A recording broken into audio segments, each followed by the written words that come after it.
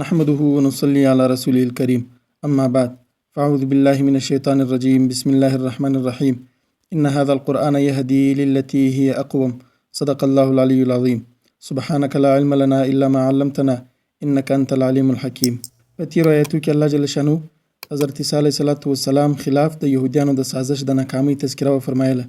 او د هغه سره الله جل شانو په داسې انداز باندې بیان وفرمایي چې یو طرف ته د یهودیانو د حضرت عیسی علیه الصلاة والسلام د قتل دعوه غلطېده واضح سو او بل طرف ته الله جل شانو د حضرت عیسی علیه الصلاة والسلام په باره کې د عیسایانو چې کوم تصورات چې عیسی علیه الصلاة والسلام الله دی یا د الله جز دی دا غم الله جل شانو تردید په وفرمایي او دارنګه د عیسایانو یوه نظریه دا ده چې ګوره حضرت عیسی علیه الصلاة والسلام چې پیدا سو نو پلار یې نسته چې پلار یې نسته د دې دا معنا چې دا د خدای زوی دی ورنه بې پلاره څنګه کېدلی شي د پلار بغیر څنګه کېدلی شي نو الله جل شانو په دې را روانو آیاتو کې د داغه شک او د داغه اعتراض یا د داغه سوال او ابهام جواب کوي. اوس راځو آیاتو له د سوره ال عمران 59 نمبر آیات دی په 53 نمبر صفحه کې په 53 نمبر صفحه کې د اول لیکي اخري نیمه دی د اول لیکي اخري نیمه. اعوذ بالله من الشیطان الرجیم ان مثل عیسی عند الله كمثل آدم خلقه من تراب ثم قال له كن فيكون الحق من ربك فلا تكن من الممترين فمن حاجك فيه من بعد ما جاءك من العلم فقل تعالوا ندعو أبناءنا وأبناءكم ونساءنا ونساءكم وأنفسنا وأنفسكم ثم نبتهل فنجعل لعنة الله على الكاذبين إن هذا لهو القصص الحق وما من إله إلا الله وإن الله لهو العزيز الحكيم فإن تولوا فإن الله عليم بالمفسدين. الله جل شانو فرمای ان مثل عیسی بشک د عیسی مثال عند الله د الله په حضور کې کمثل آدم د آدم په مثال دی. د عیسی چې کوم حالت دی د عیسی چې کوم نوعیت دی کوم معامله د هغه دارنګه ده لکه د آدم معامله. خلقه من تراب آدم الله پیدا کړي د خاورې څخه ثم قال له بیا وده ته ویل کن فیکون هغه سو نو د هغه رنګه معامله د حضرت عیسی علیه السلام غم ده بغیر د پلار د واسطې الله جل شانو په خپل حکم باندې پیدا کړي لکه آدم علیه السلام چې د مور او د پلار د دواړو د واسطو بغیر خالی په حکم باندې پیدا کړي. الحق من ربک دا حق دی دغه بیان من ربک ستا د رب د طرفه فلا تکن من الممترین ته په شک کې د لویدو والا سمه کېږه. فمن هغه څوک حاجکه چې د تا سره دلیل بازی کوي بحث کوي فيه په دغه باره کې من بعد ما جاءك من العلم بعد کې د دې چې تعالی علم رالی فقل ورته تعالوا تیراسي ندعو ابناءنا وابناءكم موږ بخپل زامون راوغواړو خپل الکوان او تی خپل الکوان راوغواړي ونساءنا ونساءكم موږ بخپل شي راوغواړو تی خپل شي راوغواړي وانفسنا وانفسكم خپل ځانونه راوغواړو او تی خپل ځانونه راوغواړي ثم نبتهل بیا به موږ مباهله وکړو فنجعل لعنة الله موږ به وګرځو د الله لعنت على الكاذبين پر کسانو باندې چې دروغ وایي. ان هذا بشک دغه له هو القصص الحق د حق کسی دی وما من اله نسته یو څوک معبود الا الله ما سوا د الله وان الله له هو العزيز الحكيم بشک الله چې دی له هو العزيز هغه ډیر د زبردست غلبې والا ذات د خپل ارادو پر نافذولو باندې زبردست قدرت لري الحکیم د حکمت والا ذات دی. فإن تولوا کچیر دی مخواړي فإن الله علیم بالمفسدين بشک الله جل شانو علیم خبردار ذات دی بالمفسدين فساد کوونکو خلق باندې. په دې آیتو کې الله جل شانو د عیسایانو د یو غټ اعتراض جواب وکړي لکه موږ په شروع کې وویلې دوی ویلې چې ګوره عیسی علیه السلام بغیر پلار پیدا شوی دی په دې وجه هغه عام انسان نه دی بلکې خدای دی یا د خدای زوی دی. خدای پاک د دې ډیر ساده او ډیر مضبوطه جواب ورکړي چې ګوره که بغیر پلار پیدا کېدل د خدای کېدو دلیل دی بیا خو آدم علیه السلام تر دې زیات مستحق ولي داغه نه د پلار واسطه سته او نه د مور واسطه سته ګرد داغه په باره کې دغه عقیده لري چې د الله بنده دی د الله نبی دی د الله مخلوق دی. په دې وجه باندې حضرت عیسی علیه السلام هم که بغیر د پلار د واسطې پیدا شوی دی نو دغه دا مطلب نه دی چې بیا د خدای دی یا د خدای زوی دی دیم د خدای بنده او د خدای مخلوق دی. دا د خدای پاک ډیر په عمده عقلی انداز باندې یو دلیل دی. یعنی د دې سبب بعض مفسرین دا راخسته ده چې د یو معلوم حقیقت سره د بل حقیقت بیان کیږي. یعنی د حضرت آدم علیه السلام چې کوم معامله ده پر هغه باندې د حضرت عیسی علیه السلام معامله الله جل شانو قیاس کوي. په دې وجه بعض مفسرین وایي چې د دې ځای څخه د قیاس پر حجیت باندې دلیل پیښېدلی شي. قیاس علما په دې خبره باندې پیږي چې قیاس په شرعي اصولو کې یو اصل دی نو داغه د پاره دغه آیات یو قسم مؤید دی دلیل دی. الله جل شانو فرمای ان مثل عیسی بشک مثال د عیسی حالت د عیسی کیفیت د عیسی عند الله د الله پنيز کې کمثل آدم دا رنګ حالت کې دی په دا رنګ صفت کې دی په دا رنګ شان کې دی لکه د آدم علی السلام چې کوم معامله او کم شانو خلقه من تراب الله پیدا کړي د خاور څخه ثم قال له كن بیا ودت ویل چې کن صف یکون اغسی کن فیکون اغسی دا د انسانانو په ذهن کې د الله جل شانو د قدرت چې کوم نظام دی د هغه د انسان و دماغ ته د راحاضرولو د پاره یو اسانه تعبیر دی ورنه الله جل شانو ودا تم نه دی محتاج چې کون به ورته وای بیا باغه کیږي یو وار به حکم ورته کوي چې څه هغه به بیا کیږي بلکې د الله جل شانو کار دا دی چې بس الله جل شانو اراده کوي بس بیا هغه شی وجود ته په خپل راځي الله جل شانو ودغه کلمې ته نه دی محتاج چې ورته وای نو حضرت عیسی علیه السلام دا رنګ د الله په حکم باندې پیدا سو دا خبره ډیره د توجه قابل ده چې د مسلمانانو خو د حضرت عیسی علیه السلام په باره کې دا هغه عقیده چې د الله بنده دی او د هغه مخلوق دی د عیسایانو په قدیم دور کې دا رنګ فقهي او دا رنګ علما موجود ولو چې دا هغه عقیده هم دا غول چې د حضرت عیسی علیه السلام په باره کې دغه تصور ساتل چې خدای دی یا د خدای زوی دی دا غلطه ده حضرت عیسی علیه السلام د الله بنده دی د الله مخلوق دی خدای نه دی پال مستوی او پادری دی دا په 4مه صدی کې تیر شوی دی د سمخ کې یو بل پادری دی هغه په 3مه صدی کې تیر شوی دی 3مه صدی عیسوی یعنی د حضرت عیسی علیه السلام د پیدایش سره 200 کاله بعد لا په عیسایانو کې تاغه موقف په مضبوطه باندې هغه سړی وچلاوي لیکن پاتم چې د کلیسا کم راج کوم بچاتی ولو هغه بیا دغه دواړه پادریانو په باره کې راځي په انسایکلوپیډیا بریټانیکا او دارنګه انسایکلوپیډیا اف ریلیجن اینڈ ایتھکس دارنګه نور جدید چې کومې جریدې دي د کیمبرج پر ویب سټ باندې ستا په هغه کې دا تفصیل پوره لیکل دي چې د دې خلکو عقیده د حضرت عیسی علیه السلام په باره کې دا چې دا نه د خدای زوی دی نه خدای دی او د دې په نامه باندې ډیر خلکو به فرقې جوړ کړي دي د دې متبعینو د دې پیروکارانو داغه عقیده ول چې حضرت عیسی علیه السلام د الله مخلوق دی د الله بنده دی الله نه دی نو دا خالی په مسلمانانو کې نه په عیسایانو کې هم دا رنګ فرقې ستا دا رنګ علما ستا چې هغه د حضرت عیسی علیه السلام په باره کې د مخلوق او د بندګۍ عقیده لري د خدای غنه لري مخته الله جل شانو فرمای چې الله چې کوم فیصله کړی د الله چې کوم خبره کړی ده دا کته ده دا حق ده یقینا د الله د خبرې ما سیو د چا خبره بیا حق کیږي الحق من ربک دا حق ده من ربک ستاسو د رب د طرفه صفلا تکم من الممترین تم کیږي په شک د لویدونکو خلکو سره دلته د حکم وچاته دی نو علما وایي چې حکم د نبی علیه السلام هر امتی ته دی چې کوم څوک قرآن مجید وایي چې کوم څوک د قرآن مجید مخاطب دی کوم چا پر قرآن مجید ایمان راوړی دی هغه د دې آیات مخاطب دی او هغه ته د دې آیات حکم دی بظاهر د دې مخاطب حضور صلی الله علیه وسلم دی لیکن د حضور صلی الله علیه وسلم د شان څخه په شک کېدل دا په ناممکنات کې دي په دې وجه علما وایي چې دا حکم د نبی علیه السلام هر امتی ته دی الحق من ربک دغه فیصله ستاسو د رب د طرفه څخه حق ده فلا تکن من الممترین ته مکیږه په شک د لویدونکو خلکو سره یعنی دا کم بیان چې وصولو دا د الله جل شانو د طرفه څخه حق دی او د الله د طرفه څخه چې کوم فیصله کیږي هغه حق دی داغه څخه په شک کې مکیږي فمن حاجک چې کوم څوک د تاسو سره باس وکي د دې آیاتو چې وسلش پس منظر بیان سي نو بهتره خبره ده د آیات مطلب بیا په زین کې سم راتللی سي د نجران د عیسایانو د طرفه څخه یو وفد رالی نبی علیہ السلام له نبی علیہ السلام حال ورستولی چې اسلام قبول کړي یا جزیه ادا کړي ټیکس ادا کړي یا د جنگ لپاره تیار سي نو هغه نصارا او چې بیا کوم وفد راوستوي نبی علیہ السلام له پاره کې د دې مشهور علماء شرحبیل عبد الله بن شرحبیل جبار ابن قیس درنګ په بعض روایت کې راځي ابو حارثه علقمه د دې مشهور مذهبي عالم له په بعض روایت کې راځي چې د نبی علیہ السلام سره څه خبرې د کولې نو دا خلک چې رالو مدینه له د نبی علیہ السلام سره خبرې شروع کړي داغه د نبی علیہ السلام د فرمان په باره کې چې موږ اسلام قبلو نه قبلو ټیکس ادا کوو نه ادا کوو جنگ کوو نه کوو په دا کې خبرې ولاړې پر مذهبي معاملې باندې حضرت عیسی علیه السلام په باره کې دا خبرې شروع کړي چې عیسی علیه السلام خدای دی یا د خدای زوی دی نو حضور صلی الله علیه وسلم ورته ویلي چې ګوره عیسی علیه السلام ته وایي چې مور لري عیسی علیه السلام ته وایي چې د مور په نس کې او د مور په نس کې د راتلو سمه کې حضرت عیسی علیه السلام وجود نو خدای دا رنګ څنګه کېدلی سي خدای و مور ته محتاج څنګه کېدلی سي خدای د مور څخه پیدا شوی څنګه کېدلی سي نعوذ بالله او دا رنګ د حضرت عیسی علیه السلام په باره کې د عیسایانو خدا خبره وله چې ګوره دا د الله جل شانو زوی دی ځکه چې د پلار نسته د پلار د واسطې بغیر پیدا شوی دی نو پلار به مجبور الله به مني نعوذ بالله نو نبی علیه السلام ورته ویل چې ګوره که دا رنګ خبرې نو بیا خو آدم علیه السلام د دې زیات حقدار دی د هغه نه مور سته نه پلار سته الله جل شانو په خپل حکم باندې پیدا کړي نو بیا خو د خدایي حقدار یا د خدای د زوی حقدار بیا هغه ډیر دی بس دغه خبرې چې نبی علیه الصلاة والسلام هر څه ورسمجاو کړلې دوی ډېر تکرار او ډېر ټینګار او ډېر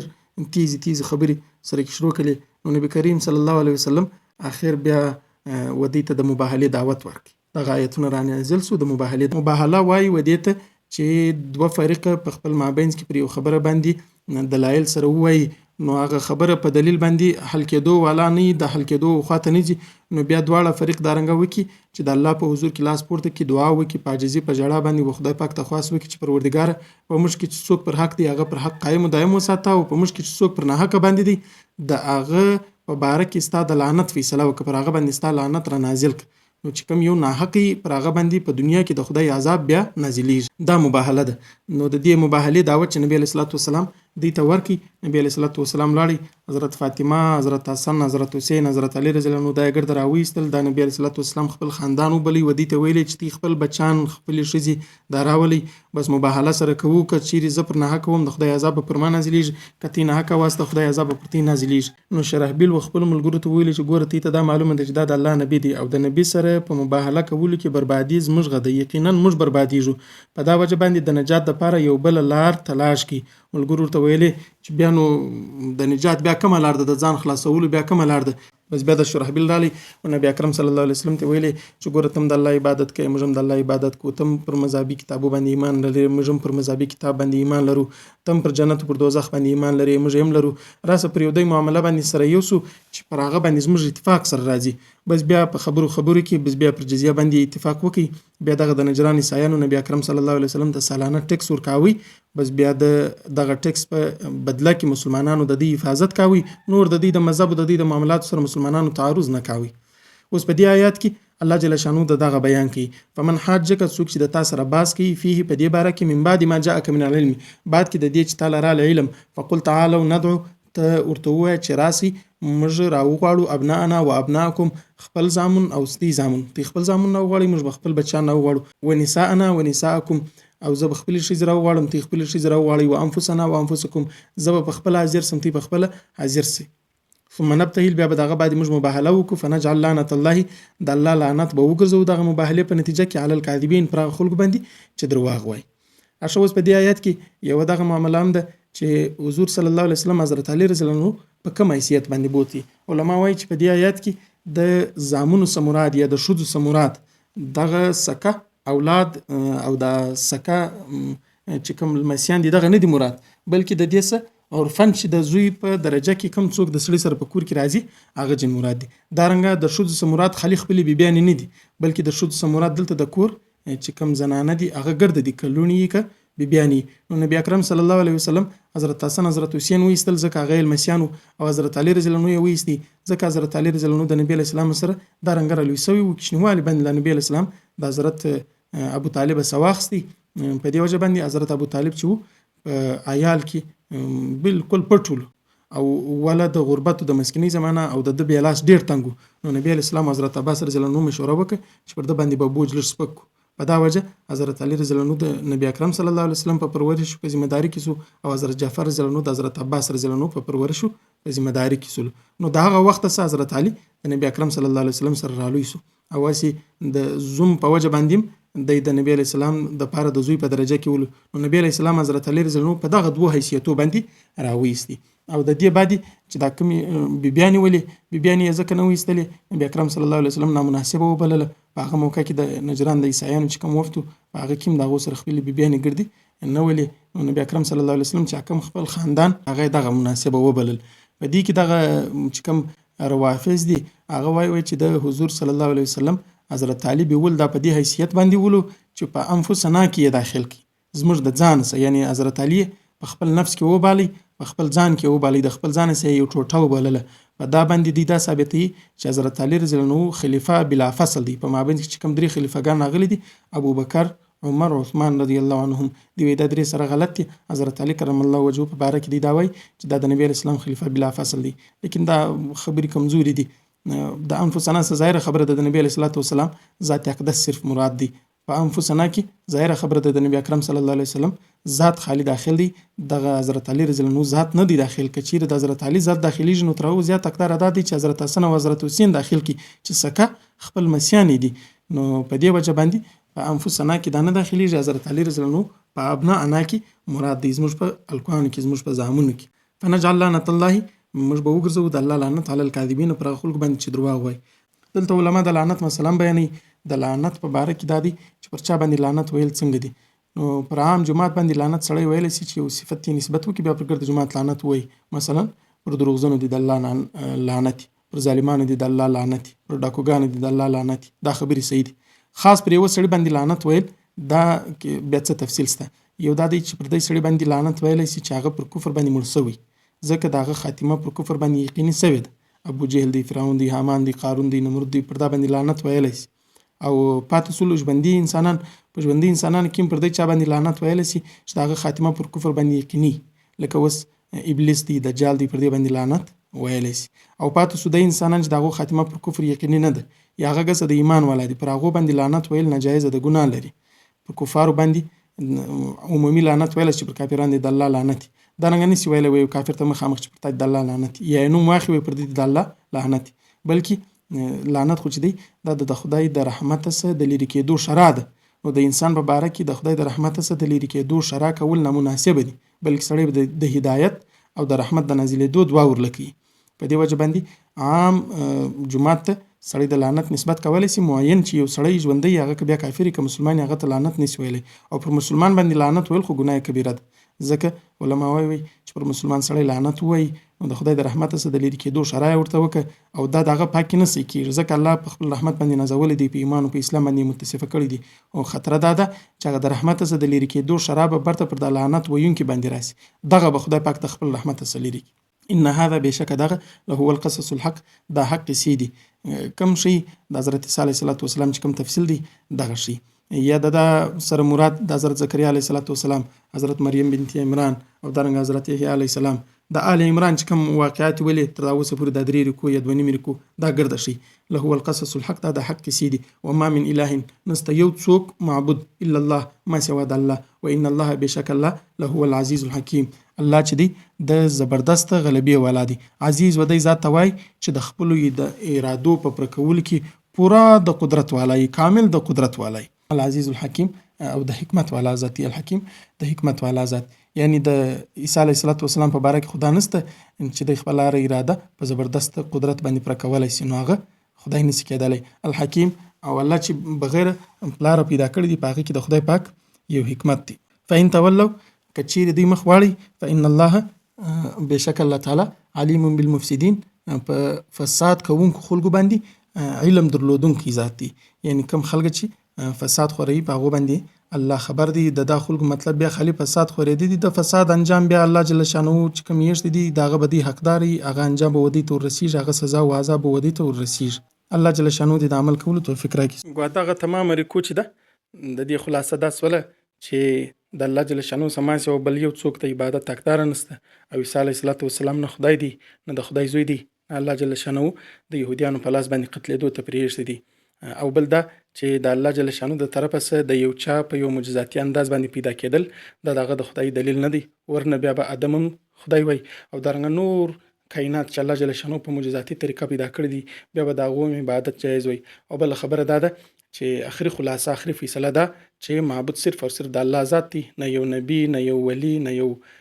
رسول، نه یو فرشته، نه یو بل مخلوق، یو څوک هم معبود نسته. معبود صرف او صرف د الله جل شانه ذات دی. الله جل شانه دې موږ ته د عمل کولو توفیق راکړي. زموږ ته دپاره د نن په درس کې د زده کړې خبره دا ده چې د الله جل شانه پر قدرتو، پر طاقتو باندې یقین جوړول، او د الله جل شانه څخه د هر څه د کېدو یقین مضبوطه کول، دا د انسان تر ګوردو غټه ذمہداري ده، غټه فریضه ده. دغه یقین چې انسان ته حاصل سي، بیا د انسان دپاره د الله د معرفت تمامي لارې اسانه سي، او د خدای پاک د قرب تمامي لارې اسانه سي. الله جل شانه دې موږ ته د خپل ذات معرفت او د خپل ذات یقین را نصیب کړي. سبحان ربک رب العزة عما یصفون، وسلام علی المرسلین، والحمد لله رب العالمین.